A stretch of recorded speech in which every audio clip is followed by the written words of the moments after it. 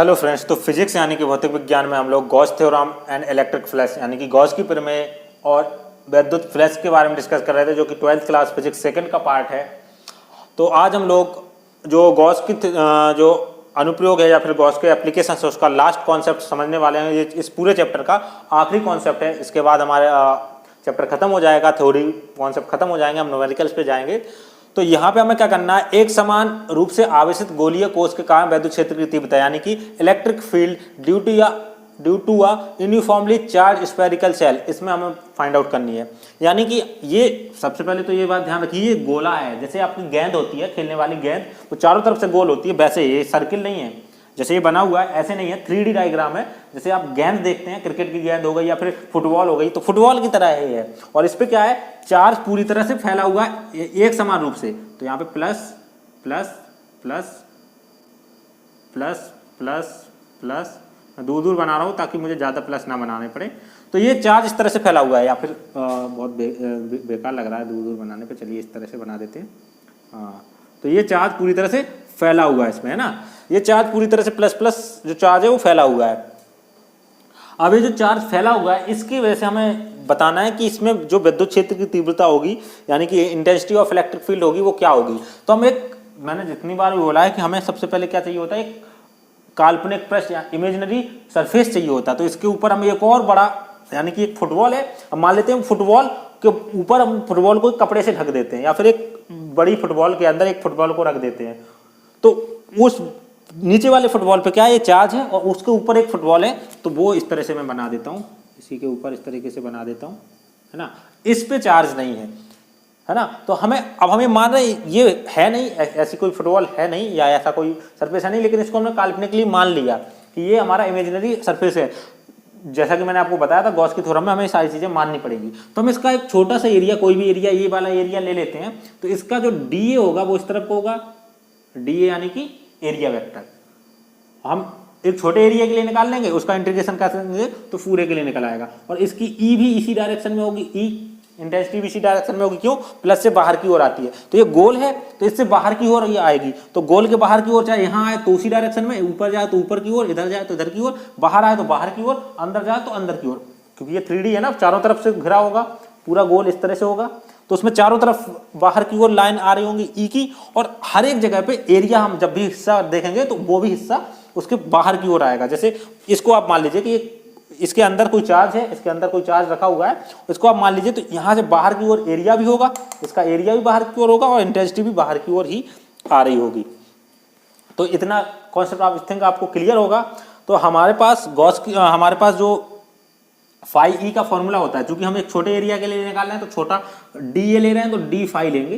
तो D phi ई जो होगा वो क्या होगा, अब यहाँ पे होगा ई डी ए, या फिर हम यूं कहें वेक्टर लगा दें तो ई डॉट डी ए, है ना। और जब हम वेक्टर हटाएंगे तो ये हो जाएगा ई डी ए कॉस थीटा, और कॉस थीटा की वैल्यू कितनी है, 0। तो ये हो जाएगा ई डी ए। ये हमारा फाइनल हो गया, है ना। अब अगर हम लोग ये तो इस हिस्से के लिए हुआ, हमें पूरा का पूरा निकालना है फाई, क्योंकि ई तो सबके लिए सेम रहेगा, हमें फाई पूरा निकालना। तो इंटीग्रेशन कर देंगे, तो integration of D phi E equal to integration of E D A. तो ये हो जाएगा फाई, इंटीग्रेशन करेंगे तो डी हट जाएगा, और यहाँ पे हो जाएगा ई और integration of D A. Similarly इसका भी करेंगे इंटीग्रेशन, तो क्या होगा ई और इसका भी एरिया हट जाएगा, तो ये हो जाएगा, है ना।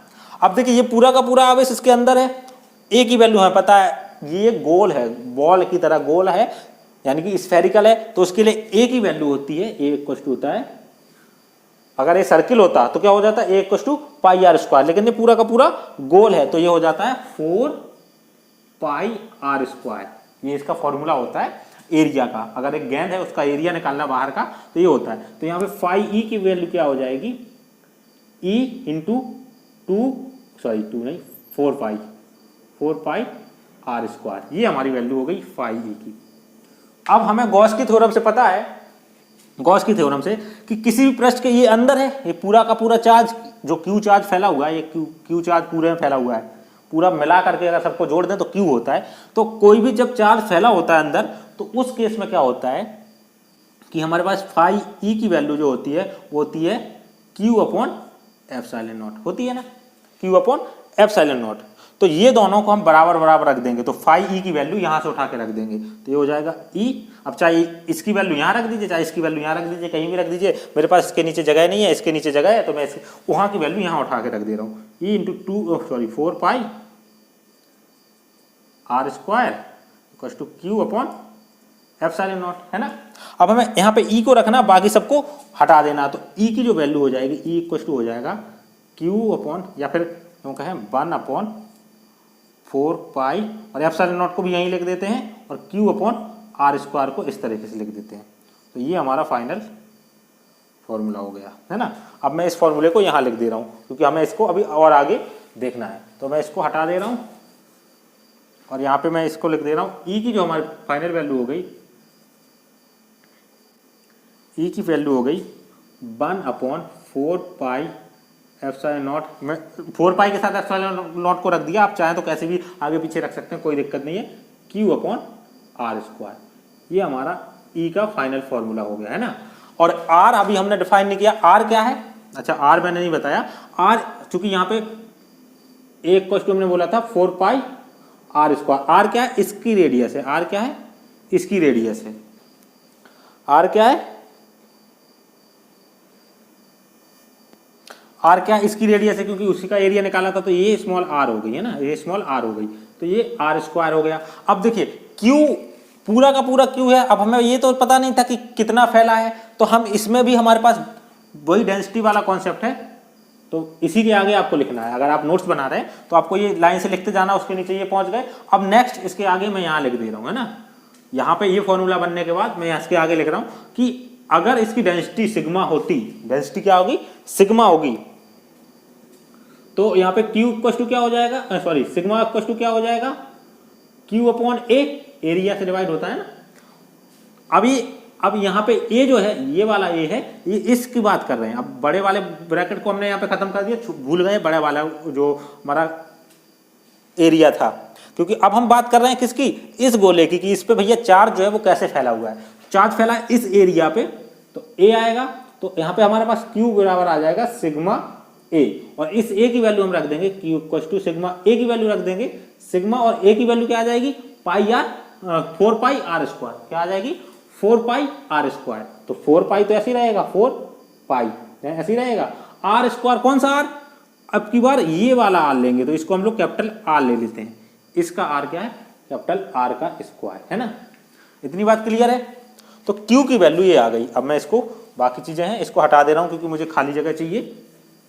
आप ये नोट्स बनाते जाइए वीडियो को पॉज कर करके। और अब हम यहाँ पे ई की जो वैल्यू है, E equal to 1/4 pi epsilon naught Q upon R square, इसमें हम ये वाली पूरी वैल्यू रखने वाले हैं। और जब हम ये वाली वैल्यू रखेंगे तो ई की जो वैल्यू होगी वो हो जाएगी 1/4 पाई एप्सिलॉन नॉट, क्यू की जगह रख देंगे sigma 4 pi capital R square, और नीचे रहेगा स्मॉल आर स्क्वायर। देखिए 4 पाई से 4 पाई कट जाएगा। अब सिग्मा को मैं आगे ले जाता हूँ, तो ई की जो वैल्यू होगी वो होगी sigma upon epsilon naught capital R square upon small R square. ये हमारे पास फाइनल वैल्यू बन जाती है। अगर हमें स्मॉल आर दिया है, कैपिटल आर दिया है, अगर हमें क्यू नहीं दिया है, हमें सिर्फ आर दिया है, अगर क्यू दिया है, हमें पूरा पता है कि आवेश कितना है, तब तो हम इस फॉर्मूले से काम चला लेंगे, हमें इसकी जरूरत ही नहीं है। लेकिन जब आप डेरिवेशन कर रहे हैं, क्वेश्चन आपको ये पूछा गया है कि इसका हमें फॉर्मूला बनाना है, तब आपको ये भी करना है, उसके आगे भी जाना है। ये फाइनल वैल्यू हो गई, है ना। अब देखिए क्या कह रहा है कि अगर हमें क्यू ना दिया हो, हमें सिर्फ क्यू दिया ही ना हो, हमें सिर्फ इसकी रेडियस दी हो, तो हम क्या करेंगे, इसको क्यू को सिग्मा से डिनोट करके इस तरह से ये वैल्यू निकाल लेंगे, और उसकी वैल्यू यहाँ रख के, देखिए अब ये क्यू भी गायब हो गया, इसमें सिर्फ आर और आर बचा है। अगर हमें ये आर और ये दोनों आर दिए हुए हैं तो हम निकाल सकते हैं। अब यहाँ पे एक और काम करना है, ये इतना हिस्सा हमारा कंप्लीट हो गया। अब ये किसके लिए था, जब ये गोला इसके बाहर हो, जब ये गोला इसके बाहर हो। दूसरा केस क्या हो सकता है, ये गोला बिल्कुल इसी के पास में हो, जैसे मैंने बोला था ना, गेंद को आप कपड़े से लपेट दीजिए, तो कपड़ा क्या होगा, बिल्कुल उसी गेंद के पास में होगा, कपड़ा उसी गेंद के पास में होगा। ये सब पहला पॉइंट हो गया। अब ये पहला पॉइंट है किसके लिए, बाहर के लिए। ये जो बाहर का, ये जो गोला है बिल्कुल बाहर हो, दूर हो थोड़ा सा, यानी कि जो स्मॉल आर है वो इस आर से बड़ा हो। दूसरा है इसी के ऊपर यानी कि जो हमारे पास सरफेस है उसी पर हो, यहाँ पे बाहर हो कहीं पे, और दूसरा हिस्सा है कि यहाँ पे सरफेस पे हो यानी कि पृष्ठ पे, हिंदी में इसको बोलते हैं पृष्ठ पर हो, यानी कि इसी पे हो, कपड़ा लपेड़ा हुआ हो। तो उस केस में क्या होगा, स्मॉल आर और कैपिटल आर बराबर हो जाएंगे। तो ई की जो वैल्यू होगी वो होगी sigma upon epsilon naught. Small R की जगह कैपिटल आर कर देंगे तो आर स्क्वायर से आर स्क्वायर कट गया, तो ई की जो वैल्यू है वो होगी सिग्मा अपॉन एप्सिलॉन नॉट। ये दूसरा फॉर्मूला बन गया। अब इससे आपको पता चल गया होगा कि अगर जो गोला है अगर बिल्कुल पास में वैल्यू निकाली जाए तो ये बिल्कुल चादर की तरह वर्क करता है, क्योंकि चादर में भी यही होता था, चालक चादर में यही होता था, यही वाला फॉर्मूला होता था। तो ये इसके पृष्ठ पे इसी पॉइंट पे है अगर इसी गोले की बात की जाए, यानी कि अगर आर की वैल्यू ये रख दी जाए तो। अब तीसरा केस बनता है कि कोई इसके भीतर का हिस्सा हो, अब इस गोले में यानी कि बॉल के अंदर है, तो इस केस में क्या होगा, चूंकि ये खोखला गोला था, भीतर से कुछ नहीं था, तो सारा का सारा चार्ज कहाँ था, बाहर था। तो अगर हम इसके अंदर बात करें, तीसरे कंडीशन आती है इनसाइड यानी कि अंदर। अगर हम अंदर की बात करें तो टोटल अंदर ई क्या हो जाएगा, ई, जैसा कि मैंने आपको बताया कि अंदर टोटल फाई क्या हो जाएगा, गॉस की थ्योरम से फाई हो जाएगा 0, और ई निकला ही किससे था, फाई से निकला था। फाई इक्वल टू था ई ए, तो एक कुछ भी रहे, ये तो 0 हो नहीं सकता, तो ई की वैल्यू क्या हो जाएगी, इससे हमें पता चलता है कि अंदर अगर बात है तो ई इक्वल टू हो जाएगा 0। ई इक्वल टू क्या हो जाएगा 0। तो यहाँ पे हमें गोले में 3 कंडीशन देखने को मिलती है। एक तो गोले के अंदर, क्योंकि गोले के अंदर कहीं भी चार्ज उसके अंदर आ ही नहीं रहा, जिसके अंदर चार्ज ही नहीं आ रहा, तो टोटल फ्लक्स कितना हो जाएगा 0। अच्छा, ये टोटल फ्लक्स 0 होता क्यों है, अगर इसके अंदर कोई चार्ज नहीं है, बाहर कहीं चार्ज है, जैसे इसमें बाहर था, इसके बाहर था, तो यहाँ से क्या होता है, इधर से ये फ्लक्स अंदर जाता है, उधर से बाहर निकल जाता है। तो जितना फ्लक्स अंदर निकलता है उतना ही बाहर निकल जाता है, इसलिए टोटल 0 होता है। तो इसके अंदर क्या है 0, जब ये गोले के अंदर है। और जैसे पृष्ठ पे आएगा तो पृष्ठ पे कितना हो जाएगा, सिग्मा अपॉन एप्सिलॉन नॉट। लेकिन इसके बाहर की अगर बात करें तो ये होगा। आई थिंक आपको ये कॉन्सेप्ट समझ में आया होगा। इसके बाद इसका एक ग्राफ भी बनाना बहुत जरूरी होता है। एक ग्राफ अगर आप एग्जाम में बना देते हैं तो आपको फुल मार्क्स मिलते हैं, अगर आप नहीं भी बनाते तो भी आपको ऑलमोस्ट फुल मार्क्स मिलते हैं। लेकिन कई बार क्या होता है, कुछ लोग होते हैं जो आप एक्सपेक्ट करते हैं कि आपको वो फिगर भी बनाए, अगर आपने वो ग्राफ नहीं बनाया तो लोग मार्क्स काट लेते हैं, लेकिन कोई दिक्कत नहीं। तो यहाँ पे ये गोला है, मान लीजिए, है ना, ये गोला है, और यहाँ पे मैं डायग्राम बना रहा हूँ। गोले के ऊपर ही डायग्राम क्यों बना रहा हूँ, उसका रीजन है क्योंकि हमें ये आर नापना था। तो आर इसका यहाँ पे होगा, यहाँ पे कहीं, यहाँ पे आर होगा आर। तो यहाँ से लेके अगर हम लोग बात करें तो यहाँ से ई की वैल्यू ऊपर है और आर की वैल्यू इस तरफ को जा रही है ना। तो यहाँ से लेके यहाँ तक कितना जाएगा 0, यानी कि अंदर गोले के अंदर कितना होगा इलेक्ट्रिक फील्ड 0। और जैसे ही आर पॉइंट पे आएगा यहाँ पे, तो यहाँ पे होगा सिग्मा अपॉन एप्सिलॉन नॉट। अभी हम लोग कैलकुलेट कर चुके हैं, तो यहाँ पे होगा एकाएक से बढ़ जाएगा सिग्मा अपॉन एप्सिलॉन नॉट। मान लीजिए ये वैल्यू है सिग्मा अपॉन एप्सिलॉन नॉट। और इसके बाद जितने दूर जाएगा, जितने दूर चला जाएगा, आर की वैल्यू जितनी बढ़ती जाएगी, तो क्या होगा R square upon R square, यानी कि आर जितना बढ़ेगा तो ई जो है direct proportional R square upon small R square, यानी कि आर की वैल्यू जितनी बढ़ेगी ई की वैल्यू उतनी घटेगी। तो यहाँ से 0 जा रहा था और यहाँ अचानक से इतनी बढ़ गई, और यहाँ से फिर घटना शुरू होगी। इस तरीके से जो ग्राफ है इस तरीके से बनेगा, तो ये घटता हुआ जाएगा। तो ये जो ग्राफ है ई इक्वल टू 0, फिर E equal to sigma upon epsilon naught, मैं इधर लिख देता हूँ, E equal to sigma upon epsilon naught के लिए है, और ये जो है E inversely proportional 1 upon R का ग्राफ है। तो यहाँ पे 3 ग्राफ बन जाते हैं ई के लिए। तो कई बार आपको एग्जाम में ये ग्राफ भी बना देना होता है। ये बुक में आपको मिल जाएगा ज़्यादा अच्छे से, मैंने उतना अच्छे से नहीं बनाया, बुक में आपको ज़्यादा अच्छे से समझ में आएगा। मैंने यहाँ पे सिर्फ आपको समझाने के पर्पज से बनाया है। तो यहाँ पे हमारे गॉस की जो थ्योरम है, या फिर जो चैप्टर है Gauss theorem and electric flux, ये कंप्लीट होता है। मैंने ऑलमोस्ट सारे कॉन्सेप्ट पढ़ा दिए हैं, लेकिन अगर आपको लगता है कि कोई कॉन्सेप्ट मिस हुआ है तो आप कमेंट बॉक्स में बता सकते हैं। और मैंने कोशिश की है कि सारे के सारे कॉन्सेप्ट आपको अच्छे से समझ में आए। चूँकि ये सब्जेक्ट थोड़ा सा सोचने वाला था, तो अगर आप आपको ये वीडियोज़ में कोई भी कॉन्सेप्ट समझ में नहीं आया तो उस वीडियोज़ को आप दोबारा देख सकते हैं। दोबारा देखने पे आपको वो कॉन्सेप्ट डेफिनेटली समझ में आ जाएगा। तो अगर आपको वीडियो पसंद आता है तो इसको लाइक कर दीजिए।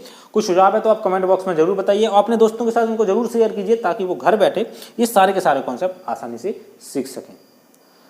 तो मिलते हैं नेक्स्ट वीडियो पे। Thank you for watching.